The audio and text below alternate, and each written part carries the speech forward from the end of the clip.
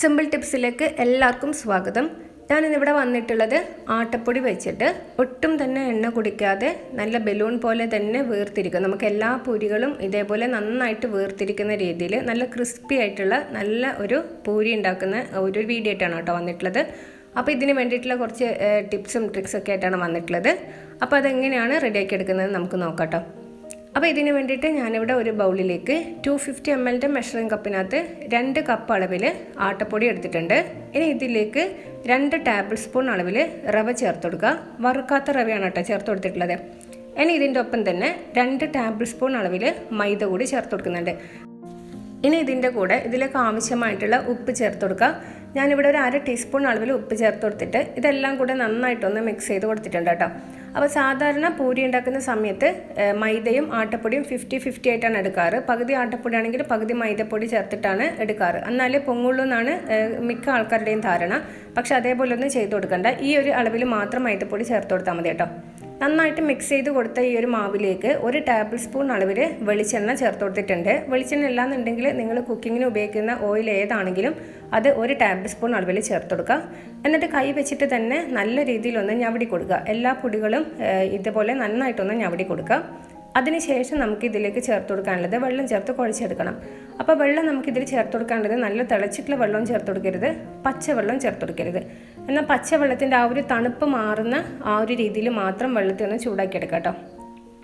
ചൂടാകാനും പാടില്ല. എന്നാൽ ആ ഒരു പച്ചവെള്ളത്തിൻ്റെ തണുപ്പ് മാറുന്ന രീതിയിൽ മാത്രം ഒന്ന് ചൂടാക്കി എടുത്തിട്ട് ആ വെള്ളം ഉപയോഗിച്ചിട്ട് വേണം നമുക്ക് ഈ ഒരു മാവ് കുഴച്ചെടുക്കാൻ വേണ്ടിയിട്ട്. അപ്പോൾ ഈ ഒരു പൂരിക്ക് വേണ്ടിയിട്ട് നമ്മൾ കുഴച്ചെടുക്കുമ്പോൾ ചപ്പാത്തിയുടെ അത്രയും സോഫ്റ്റ് ആക്കിയിട്ട് കുഴച്ചെടുക്കാനും പാടില്ല. നല്ല ഹാർഡായിരിക്കണം. നല്ല ഹാർഡായിട്ട് തന്നെ വേണം നമ്മളിത് ഈ ഒരു പൂരിക്ക് മാവ് കുഴച്ചെടുക്കാൻ വേണ്ടിയിട്ട്. നല്ല പ്രസ് ചെയ്തിട്ടാണ് കേട്ടോ ഞാനിവിടെ ഇത് കുഴച്ചെടുക്കുന്നത്. ഒരുപാട് വെള്ളമില്ല, കുറഞ്ഞ അളവിൽ തന്നെ വെള്ളം ഒഴിച്ചു കൊടുത്തിട്ട് നല്ല പ്രസ് ചെയ്തിട്ടാണ്, ബലം പ്രയോഗിച്ചിട്ട് തന്നെയാണ് ഇത് ഒന്ന് കുഴച്ചെടുക്കുന്നത് കേട്ടോ. അപ്പോൾ നമ്മളിത് ഒരു അരമണിക്കൂർ നേരത്തേക്ക് റെസ്റ്റ് ചെയ്യാൻ വേണ്ടി വെക്കുന്നുണ്ട്. അതിനുശേഷം വീണ്ടും നമ്മൾ കുഴച്ചെടുത്തിട്ട് വേണം ഇതിനെ ഒന്ന് മയപ്പെടുത്തി എടുക്കാൻ വേണ്ടിയിട്ട്. അപ്പോൾ ഇതാ ഞാനിവിടെ ഏകദേശം ഒരു 5-6 മിനിറ്റോളം ഇതേപോലെ ഒന്ന് കുഴച്ചെടുത്തിട്ടുണ്ട്. ഇപ്പം നല്ല ഹാർഡായിട്ടാണ് ഈ ഒരു മാവിരിക്കുന്നത്. അപ്പോൾ ഞാനിത് എനിക്കിത് മുറിച്ച് കാണിച്ചു തരാം കേട്ടോ. അപ്പോൾ നിങ്ങൾക്ക് മനസ്സിലാവും. എന്താ കണ്ടില്ലേ, ഈ ഒരു പരുവത്തിലാണ് കേട്ടോ ഇരിക്കുന്നത്. ഏകദേശം ഈ ഒരു വെള്ളത്തിൻ്റെ അളവെന്ന് പറഞ്ഞിട്ടുണ്ടെങ്കിൽ ഞാനിവിടെ ഒരു 1/4 കപ്പ് അളവിൽ, ഒരു 2 കപ്പ് അളവിൽ എടുത്തിട്ടുള്ള ആ ഒരു മാവിന് വേണ്ടിയിട്ട് അതേ കപ്പിൽ തന്നെ ഒരു 1/4 കപ്പ് അളവോളം മാത്രമേ ഞാനിവിടെ വെള്ളം ചേർത്ത് കൊടുത്തിട്ടുള്ളൂ. പക്ഷേ വെള്ളത്തിൻ്റെ അളവ് കറക്റ്റായിട്ട് പറയാൻ വേണ്ടി പറ്റില്ല. ഓരോ മാവിനും ഓരോ അളവിലായിരിക്കും വെള്ളം ആവശ്യമായിട്ട് വരുന്നത്. അപ്പോൾ ഈ ഒരു പരുവത്തിൽ കുഴച്ചെടുത്തതിന് ശേഷം നമുക്ക് ഇതേപോലെ നന്നായിട്ട് ഉരുട്ടി ഒരു ബൗളിനകത്തോട്ട് ഒരു അരമണിക്കൂർ നേരത്തേക്ക് അങ്ങോട്ട് മാറ്റി വെച്ചേക്കാം. അപ്പോൾ ഇതേപോലെ ഒന്ന് കുഴച്ച് വെച്ച് കൊടുത്തതിന് ശേഷം നമുക്ക് ഏകദേശം ഒരു ടീസ്പൂൺ അളവോളം ഓയിൽ എടുത്തിട്ട് ഇതിൻ്റെ പുറത്തോടെ ഒന്ന് നന്നായിട്ടൊന്ന് എല്ലായിടവും ഒന്ന് സ്പ്രെഡ് ചെയ്ത് കൊടുക്കാം കേട്ടോ. നന്നായിട്ടൊന്ന് പുരട്ടി കൊടുക്കുക ഈ ഒരു മാവ് കംപ്ലീറ്റ് ആയിട്ട്. എന്നിട്ട് നമുക്ക് അടച്ച് വെച്ചിട്ട് ഒരു അരമണിക്കൂർ നേരത്തേക്ക് അങ്ങോട്ട് മാറ്റി വെക്കാം. ഈ ഒരു സമയത്ത് നമുക്ക് കറിയൊക്കെ റെഡിയാക്കി എടുക്കാം കേട്ടോ.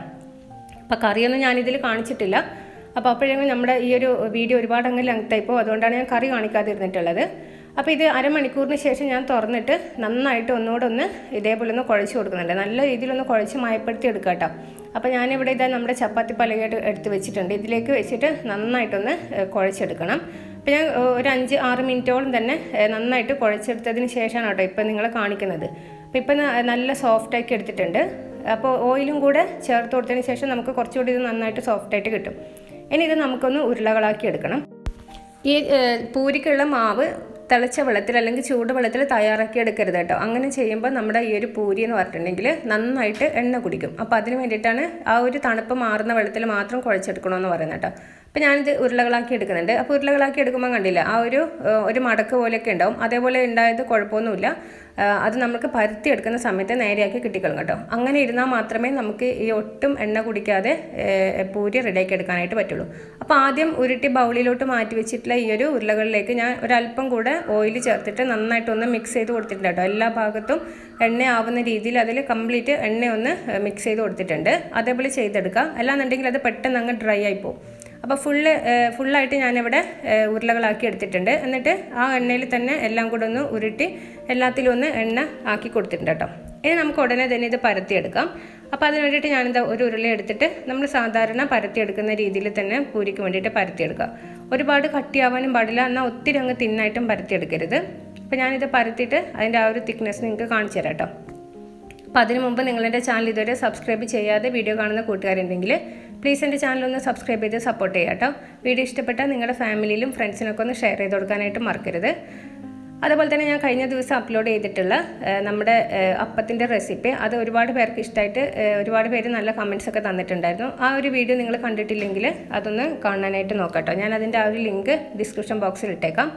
അപ്പോൾ ഇത് ഈ ഒരു തിക്നെസ്സിൽ വേണം കേട്ടോ നമ്മൾ പൂരി റെഡിയാക്കി എടുക്കാൻ വേണ്ടിയിട്ട്. ഞാനിവിടെ കംപ്ലീറ്റ് ഇതേപോലെ പരത്തി എടുത്തിട്ടുണ്ട്. ഇനി നമുക്ക് ഇപ്പം തന്നെ ചുട്ടെടുക്കാം. അപ്പോൾ അതിന് വേണ്ടിയിട്ട് ഞാനിവിടെ എണ്ണ നന്നായിട്ട് ചൂടാക്കി എടുത്തതിന് ശേഷം മീഡിയം ഫ്ലെയിമിലോട്ട് മാറ്റി കൊടുത്തിട്ടാണ് പൂരി എണ്ണയിലോട്ട് ഇട്ട് കൊടുത്തിട്ടുള്ളത്.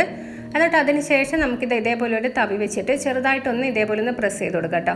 പൂരിയുടെ മുകളിൽ ഇതേപോലെ ചെറുതായിട്ടൊന്ന് പ്രസ് ചെയ്ത് കൊടുക്കുമ്പം തന്നെ ഇത് നന്നായിട്ട് ബലൂൺ പോലെ തന്നെ വീർത്ത് പൊങ്ങി വരും. അതിനുശേഷം നമുക്കിതൊന്ന് തിരിച്ചിട്ടും കൂടെ കൊടുത്തതിന് ശേഷം എണ്ണയിൽ നിന്ന് നമുക്കിത് കോരി അങ്ങോട്ട് മാറ്റാം കേട്ടോ. അപ്പോൾ ഈ ഒരു പൂരി റെഡിയാക്കി എടുക്കുന്ന സമയത്ത് എണ്ണ നന്നായിട്ട് ചൂടാക്കി എടുത്തതിന് ശേഷം മീഡിയം ഫ്ലെയിമിലിട്ടിട്ട് തന്നെ ചെയ്തെടുക്കുക. അപ്പോൾ മാത്രമേ നമുക്ക് ഈ ഒരു രീതിയിൽ റെഡിയാക്കി എടുക്കാനായിട്ട് പറ്റുള്ളൂ കേട്ടോ. ഫുൾ ഫ്ലെയിമിൽ തന്നെ ഇട്ടിട്ട് നമ്മൾ ഫ്രൈ ചെയ്തെടുക്കുന്ന സമയത്ത് പെട്ടെന്ന് ഇതിൻ്റെ ഒരു സൈഡ് അങ്ങ് കരിഞ്ഞു പോകും. അപ്പോൾ ഇതേപോലെ ചെയ്തെടുക്കുകയാണെന്നുണ്ടെങ്കിൽ ഒട്ടും എണ്ണ കുടിക്കാതെ നന്നായിട്ട് വീർത്തിട്ട് തന്നെ നമുക്ക് ഇതേപോലെ പൂരി റെഡിയാക്കി എടുക്കാനായിട്ട് പറ്റും. അപ്പോൾ ആദ്യത്തെ പൂരി ഇതേപോലെ എണ്ണയിൽ നിന്നും കോരി ഞാനിവിടെ ഒരു ഇലയിലോട്ടാണ് മാറ്റി കൊടുത്തിട്ടുള്ളത്. ഇനി നമുക്ക് രണ്ടാമത്തെ പൂരിയും ഇതേപോലെ തന്നെ ചെയ്തെടുക്കാം കേട്ടോ. ബാക്കി മുഴുവൻ പൂരിയും ഇതേപോലെ തന്നെ അങ്ങ് ചെയ്തെടുക്കാം. അപ്പോൾ പൂരി ഉണ്ടാക്കിയ ഉടനെ തന്നെ പാത്രത്തിലിട്ട് അടച്ച് വെക്കരുത്, അതെല്ലാവർക്കും അറിയാം, എന്നാലും ഞാൻ ഒന്ന് പറഞ്ഞു എന്നേ ഉള്ളൂ. അപ്പോൾ ഇതേപോലെ നമുക്ക് ഫുള്ളായിട്ടുള്ള പൂരി ഒന്ന് ഫ്രൈ ചെയ്തെടുക്കാം കേട്ടോ. അപ്പോൾ ഇത് കണ്ടില്ലേ, എല്ലാ പൂരിയും നമുക്ക് ഇതേപോലെ തന്നെ നന്നായിട്ട് വീർത്ത് കിട്ടിയിട്ടുണ്ട്. അപ്പോൾ അതിൻ്റെ കാരണം എന്ന് പറഞ്ഞിട്ടുണ്ടെങ്കിൽ നമ്മളിതിൽ റവ ചേർത്ത് കൊടുത്തത് കൊണ്ട് മാത്രമാണ് കേട്ടോ. അപ്പോൾ റവ ചേർത്തത് കൊണ്ടും പിന്നെ നമ്മൾ നല്ല ടൈറ്റായിട്ടാണ് മാവ് കുഴച്ചെടുത്തിട്ടുള്ളത്. ഒരുപാട് വെള്ളം ചേർത്തിട്ട് നല്ല സോഫ്റ്റാക്കി എടുത്തിട്ടില്ല. ഈ ഒരു രണ്ട് കാരണങ്ങൾ കൊണ്ടാണ് നമ്മുടെ പൂരി മുഴുവനും ഇതേപോലെ നന്നായിട്ട് ബലൂൺ പോലെ തന്നെ വീർത്ത് കിട്ടിയിട്ടുള്ളത്. അപ്പോൾ നമ്മൾ സാധാരണ രീതിയിൽ പൂരി ഉണ്ടാക്കുന്ന സമയത്ത് ആദ്യത്തൊക്കെ ഉണ്ടാക്കി രണ്ടാമത്തെയോ മൂന്നാമത്തെയോ പൂരി ഉണ്ടാക്കുമ്പോഴേക്കും ആദ്യം ഉണ്ടാക്കിയതെല്ലാം തണുത്ത് നന്നായിട്ട് എണ്ണ കുടിച്ച രീതിയിലായിരിക്കും ഉണ്ടാകുന്നത്. പക്ഷേ ഇത് കണ്ടില്ലേ, എല്ലാ പൂരിയും ഒരുപോലെ പൊങ്ങി തന്നെയാണ് കിടക്കുന്നത്. അപ്പോൾ ആദ്യം ഉണ്ടാക്കിയ പൂരിയും എല്ലാ പൂരിയും ഒരുപോലെ ബലൂൺ പോലെ വീർത്തിരിക്കുകയാണ് ചെയ്യുന്നത്. ഒട്ടും ഒരു പൂരി പോലും താണു പോയിട്ടില്ല. അപ്പോൾ ഇതേപോലെ നമ്മൾ റെഡിയാക്കി എടുക്കണമെങ്കിൽ ഈ ഒരു രീതിയിൽ തന്നെ ചെയ്തെടുക്കുകയാണെന്നുണ്ടെങ്കിൽ നല്ല പെർഫെക്റ്റ് ആയിട്ട് തന്നെ പൂരി റെഡിയാക്കി എടുക്കാനായിട്ട് പറ്റും. അപ്പോൾ എല്ലാവരും ഇതേപോലെ ഒന്ന് ട്രൈ ചെയ്ത് നോക്കുക. ട്രൈ ചെയ്ത് നോക്കിയിട്ട് ഫീഡ്ബാക്ക് അറിയിക്കാനായിട്ട് മറക്കരുത് കേട്ടോ. അപ്പോൾ ഇന്നത്തെ വീഡിയോ നിങ്ങൾക്ക് എല്ലാവർക്കും ഇഷ്ടപ്പെട്ടു വിചാരിക്കുന്നു. മറ്റൊരു പുതിയ റെസിപ്പിയുമായി അടുത്ത ദിവസം കാണാം. ബൈ.